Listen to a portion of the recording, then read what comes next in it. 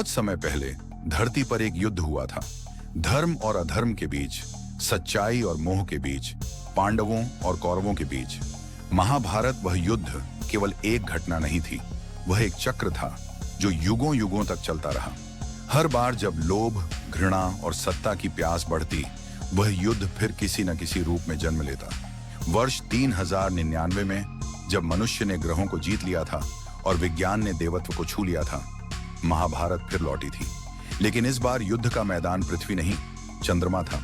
और योद्धा अब मांस मज्जा के नहीं, बल्कि मशीनों और कृत्रिम अंगों से बने थे। कुरु कॉरपोरेशन बनाम पांडव यूनियन, दो महाशक्तियां, पुराने वंशज, नए शरीर, वही पुरानी आत्माएं।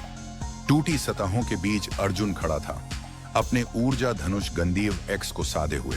सामने था उसका सबसे बड़ा प्रतिद्वंदी, उसका छुपा हुआ भाई कर्णा नॉय। कर्ण घायल था, पर उसकी आंखों में वही तेज था जो कभी कुरुक्षेत्र में था। वह बोला, संकोच मत करो अर्जुन, धर्म के युद्ध में मोह का स्थान नहीं।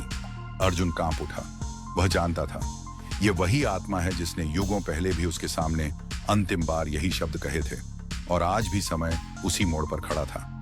कर्ण ने मुस्कुराते हुए जोड़ा, सत्य देर से आता है अर्जुन, पर धर्म का निर्णय आज भी तुझ पर है।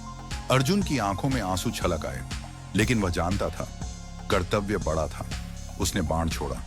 कर्ण शांत स्वर में बुदबुदाया, और चंद्रमा की धूल ने एक बार फिर एक महायोद्धा को अपने आंचल में समेट लिया। कर्ण के गिरते ही कुरुसेना बिखर गई। पांडव यूनियन ने ध्वज फहराया। कृष्ण एआई ने घोषणा की, युद्ध समाप्त, धर्म की स्थापना पुनः।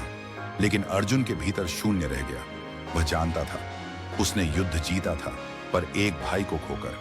महाभारत कोई एक युद्ध नहीं था, वह एक चेतावनी थी कि जब जब घृणा, लालच और अहंकार मानवता पर भारी होंगे, महाभारत फिर जन्म लेगा। पृथ्वी हो या चंद्रमा, समय बदल सकता है, पर युद्ध और प्रेम की पीड़ा अमर रहेगी।